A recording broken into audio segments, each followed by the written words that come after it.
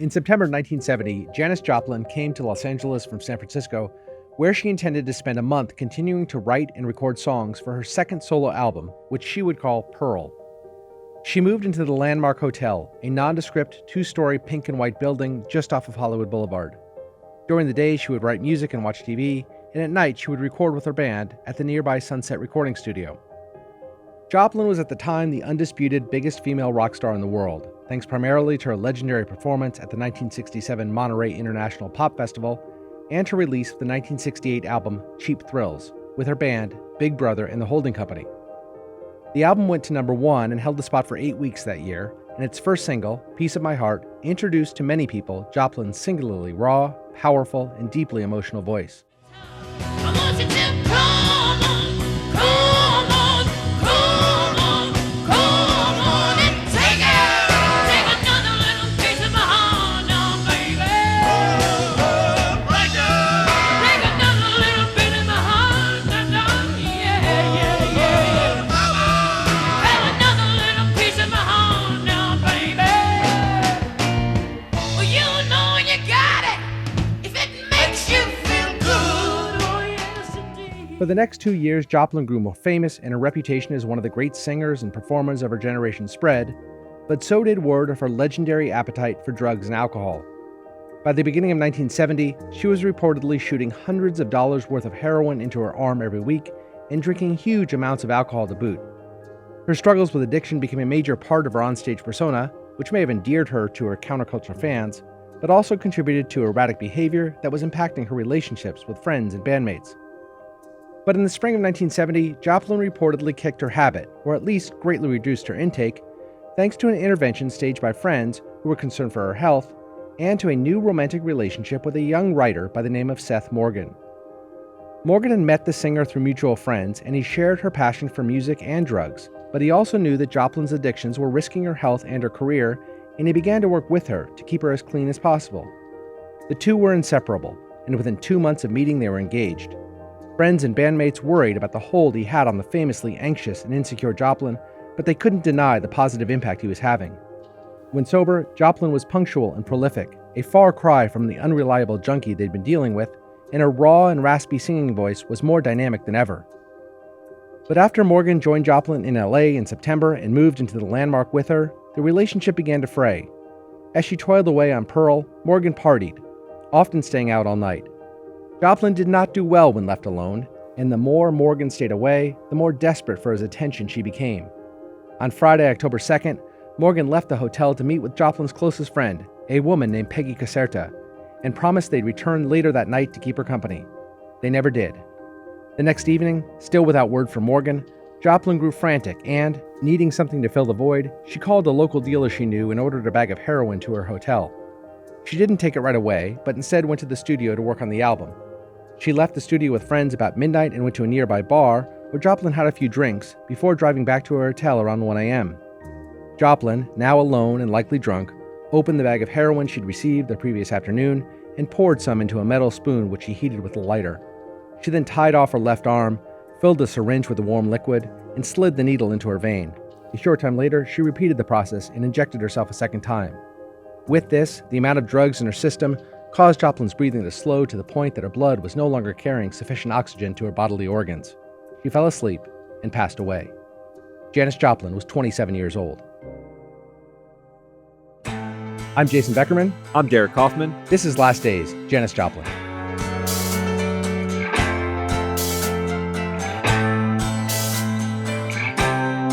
Joplin's body was found by her road manager, John Byrne Cook, who came to the Landmark late on the evening of October 4th after Joplin had failed to show up for a scheduled recording session. He found her on the floor next to her bed with drug paraphernalia nearby and a deep gash across her forehead. The LA County medical examiner concluded that the cause of Joplin's death was an accidental overdose of heroin, potentially compounded by the effects of alcohol. The forehead wound, though initially interpreted by some people as evidence of foul play, was determined to have been suffered in a fall and was not a contributing factor to her death. The coroner noted that Joplin's acute heroin toxicity likely resulted from both the quantity and the quality of the heroin she took, estimating that what she'd injected was 50% pure, compared to the typical street-level purity of just 13%. Authorities later disclosed that during the same week Joplin died, there was a rash of overdoses in the LA area due to the same high-potency heroin intoxication, indicating that a lethally pure batch of the drug had somehow ended up on LA streets and had been widely distributed. Over the next several weeks, as the circumstances surrounding Joplin's death emerged, the press began to point an accusatory finger at Seth Morgan. He had never returned to Joplin's hotel room after he left with Peggy Caserta on October 2nd, and he was unable to account for his whereabouts during the 48-hour period before she died. Morgan adamantly defended himself against blame, claiming that he loved Joplin deeply, but said their relationship was tumultuous, and he sometimes found it necessary to spend time apart. Nevertheless, Morgan's absence was, at the very least, a contributing factor in Joplin's demise, and her friends and family blamed him for her death. Morgan didn't have to suffer the indignity for long, however. 2 years after Joplin's death, Morgan, drunk and high on cocaine and Percocet, crashed his motorcycle into a highway median, instantly killing himself and his girlfriend riding on the back. Despite her addictions and the painfully short run of her career, Janis Joplin stands as arguably the most significant musician of the counterculture movement.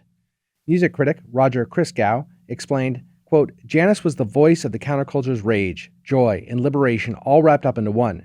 She didn't just sing, she lived the emotions of a generation trying to find its place. Her vocal delivery, filled with grit and emotion, mirrored the pain and resilience felt by a generation grappling with societal upheaval. Her voice carried a rare honesty and authenticity. Her intense, blues-infused performances reflected the personal struggles and deep vulnerability, and she resonated unlike any other artist of her time. Joplin shattered gender norms, but also embodied the counterculture's embrace of individuality in defiance of societal conventions. Melissa Etheridge, a pioneering artist in her own right, said that Joplin, quote, gave permission to generations of women to be loud, to be bold, to be sexual, to be fierce. Joplin's wild, carefree movements embodied the spirit of the counterculture movement, where breaking free from societal constraints and embracing individuality were central ideas. Derek, we've watched a bunch of Joplin's concert performances. Her voice is otherworldly, unlike really any other voice maybe that I can recall in rock and roll. At the top, you use the word singular. She is what I think of as a singular presence. Her voice, immediately when you hear it, you know it's a Janis Joplin song. You know you're going to get that rasp. You know you're going to get the powerful vocals behind it. And to the point of the rock critics who talked about her being the defining member of the countercultural movement, I think it's true. I mean, you can think of, Jimi Hendrix, and there were others who sort of defined what the look of that movement was, but she had all of the elements together. She was flower power, she was powerful voice, she had blues, and that was a huge influence on her music. She had this 8-octave range, which is something that somebody like Hendrix, an otherworldly guitar player, he couldn't match that. She was just amazing. What really stood out in watching the videos was the way that she danced. I know it sounds a little bit trite, but her demeanor, her presence on stage was really the most sort of identifiable thing about her. So many artists of the 60s, especially women, were, used this polished, choreographed movements. They stood behind a microphone. I'm thinking like the Supremes and Dusty Springfield and Diana Ross and others. Beautiful in dresses often. Great, incredibly talented musicians in their own right, but they all stood behind microphones. Their dance steps perfectly choreographed to the music. They had rehearsed these things. She did not. She stood behind that microphone. She was a whirlwind. She was a Tasmanian devil. She would just spin around the flowing dress. You think about somebody like Tina Turner, who's anything but traditional, or music at least anything but traditional, think like River Deep and Mountain High and others, still performed at that time in such an old-fashioned way. The Tina that comes later that we know, running across the stage, kicking her legs up, that was not the 60s Tina Turner. That's 80s Tina. That was 80s Tina. Yeah. But in the 60s, it was Janis Joplin, and let's call it for what it is, right? A lot of it's probably drug-induced. Sure. But nevertheless, she had her finger on the pulse of that generation of kids who loved her and loved her music, and she sort of exuded something on stage nobody else did. I think you're right. She was sort of spontaneous and unrestrained, sort of uninhibited in a very real way. You were watching this physical manifestation of her emotional intensity, the insecurities that she was famous for, and obviously in her death maybe played a role where she was nervous about her boyfriend's whereabouts. You didn't really see that because it was a drug-fueled haze. She had so much confidence in her stage presence, and that was how you connected to Janis Joplin during those performances. And it's really, to this day, looks very current to me. When I watch her, yes, some obviously music's gone a far way, but she was so present and so in the moment, and the music is so vibrant and lasting. She It's bridged incredible. over to the artists of the 70s and 80s. We talked about Tina Turner. She bridged those eras too. But you got like Stevie Nicks. Stevie Nicks is just the next version She's of an Janis updated Joplin. Janis Joplin. Exactly. Debbie Harry, Annie Lennox. I think of all the time as somebody on stage who was all over the place and really unique and in many ways sort of a pioneer. But I still think they stand on the shoulders of Janis Joplin, what she started. And Joplin was every bit the product of her time and her circumstance. Though born to deeply religious parents in Port Arthur, Texas, she was loud and rebellious, a challenge for her family guided by strict religious discipline. But by middle school, Joplin was profoundly overweight and her face was riddled with acne. She would sit alone, friendless, reading poetry and drawing while other children played. She would later say that she was routinely bullied. Classmates would call her a pig and a freak, and they'd pass in the halls, and she was beaten physically a number of times. Finally, after years of social isolation, she fell in with a group of fellow outcasts in high school who finally embraced her for who she was. They would play music, sing, and do drugs together, and often on weekends they would drive the 90 miles to Houston to go to predominantly black bars and clubs where Joplin was first exposed to jazz and blues. And it was then that she started to play. After graduating high school in 1960, she took classes at the University of Texas and began performing in local clubs, belting out blues standards with that now famous, unrestrained voice that she said she didn't even know how to corral. The campus newspaper, the Daily Texan, ran a profile of Joplin in July 1962, headlined, "She Dares to Be Different." The article began, quote, "She goes barefooted when she feels like it, wears Levi's to class because they're more comfortable, and carries her auto harp with her everywhere she goes in case she gets the urge to break into song. Her name is Janis Joplin." Joplin then left Texas without a degree and spent the next 5 years living mostly in San Francisco, and it was here that the drug use started in earnest. She drank heavily and used alcohol to wash down amphetamines and tranquilizers, not unlike many of her peers. And then she discovered heroin. She worked whatever odd job she could to save enough for her next score, and by 1965 she was strung out, penniless, and often living on the streets. Friends took up a collection to buy her a bus ticket to Port Arthur so she could get help. And when she arrived, the 5'5" Joplin weighed just 88 pounds. Joplin spent a year cleaning up, and she used the time to write songs before she eventually tired of being at home and returned to San Francisco. There, she met a little-known group of musicians floundering in the Bay Area music scene who were in desperate need for a lead singer. The band, which called itself Big Brother and the Holding Company, knew they had a real talent in Joplin, but they continued to toil in obscurity for the next 2 years. But then everything changed. In May of 1967, they somehow booked a daytime spot at the Monterey International Pop Festival, and it was here that Joplin gave one of the seminal live performances in music history, with her interpretation of the blues standard, Ball and Chain. And I want somebody to tell me, come on. Tell me why. Oh, tell me why. Oh, people, tell me why love. Honey, why love is like. Well, it's like a ball and in a chain.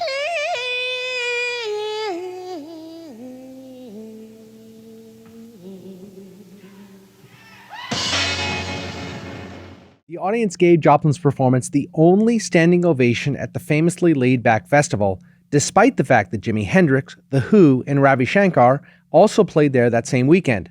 Mama Cass was in the audience at Joplin's show that day and was caught on camera staring in wonderment and mouthing the words, "Oh wow." Cass would later say she was awestruck by Joplin's voice that night. Quote, "It was raw, powerful, and completely unique. She was a force of nature. You couldn't help but be drawn to her energy and her spirit." Newspapers labeled her the queen of the festival, and scores of music critics wrote pieces praising Joplin. She was an overnight sensation. The band quickly capitalized on Joplin's sudden fame and began to tour, playing venues up and down the East Coast and throughout the Midwest, all the while they continued to write and record. The product of their efforts was the 1968 release of Cheap Thrills. It became one of the best-selling albums of 1968 and the third best-selling album by a female vocalist of the entire decade. Piece of My Heart was its biggest commercial hit, but it was Joplin's electro-funk cover of George Gershwin's Summertime that showed off the full range of Joplin's vocal talent and wowed critics.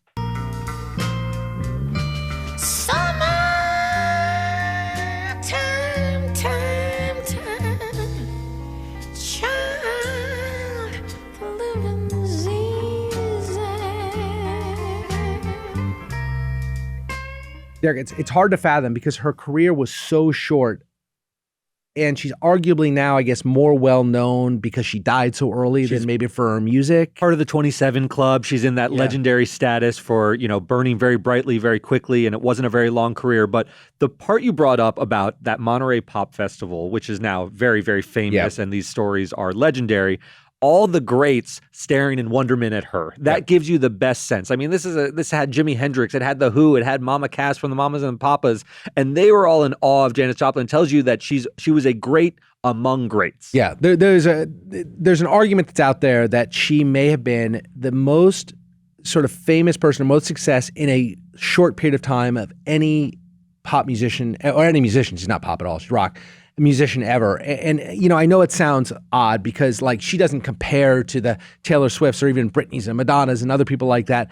But for this brief shining moment, this burning bright, the time of burning bright, as you said, there was nobody more famous than Joplin. And it's incredible how she just really captivated an entire generation of people. The success of the album speaks for itself. I mean, 8 weeks at number one for a totally unknown artist up until that point. I mean, she was playing like local festivals and things like that, but all of a sudden she releases Cheap Thrills. It's the biggest album in the world.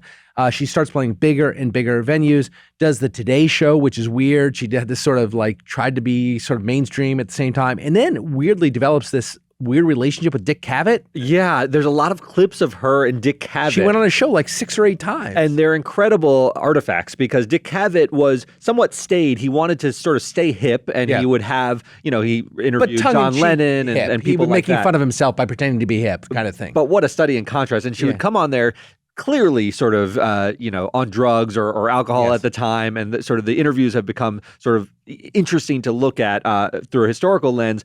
But they did have a weird relationship. He's right? asking her like these serious questions, and she's kind of giggling through it. It reminds us a lot of the relationship between Martha Stewart and Snoop. Dick Cavett playing the Martha Stewart role. They're both older. Right. They're both really, as you said, staid and conservative.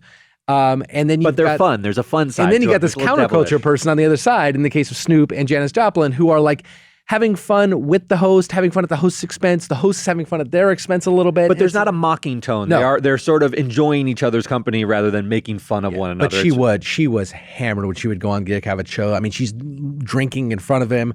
Her face is drooped down. Her hair is different depending on when she went, just different colors. Her makeup's a mess. What I'm struck by when I see Janis Joplin is she was 27 when she passed away. She looks like a person who's lived so much life. And there was just a way that people aged back then. She looked like someone in her 30s. She absolutely did. 30s are honestly 40s by the time she died, because she had also fluctuated in weight so many times. It just took a big toll on her body. The only parallel I can think of in modern times to how brightly she burned is maybe an Amy Winehouse type figure who came out very, very quickly and had such a sort of bright start to her career. It's not on the level of Janis Joplin. As big as really. Amy was, she never reached that level, but I think the parallels are definitely there. Yeah. In the year after Cheap Thrills came out, Joplin's career skyrocketed, and so did her drug use, especially heroin. By early 1969, she was reportedly spending $200 a day on heroin, which is about $2,000 in today's dollars. And it took a toll. Her performances became erratic, and she was impossible to work with. In early 1969, she and her band split, and she was forced to cobble together a group of session musicians in order to keep touring and support her habit. In August of that year, she performed at Woodstock as one of the festival's headliners. It's a natural fit for the queen of the counterculture who, 2 years before, had established herself at Monterey as a world-class festival performer, but she was uneven and had a fraction of her usual energy at Woodstock. She openly shot up backstage before she went on, and The Who guitarist Pete Townsend, who watched the performance, commented, quote, "She had been amazing at Monterey, but tonight she wasn't at her best, probably due to the amount of booze and heroin she'd consumed while she waited." The next week, Joplin released her first album as a solo artist called Cosmic Blues, which was a disappointment. Legendary San Francisco Observer music critic Ralph Gleason, who had grown close to Joplin after covering her since Monterey and had been one of her most ardent supporters, called the album a drag, and said she should scrap her new group of bandmates and go right back to being a member of Big Brother, if they'll have her.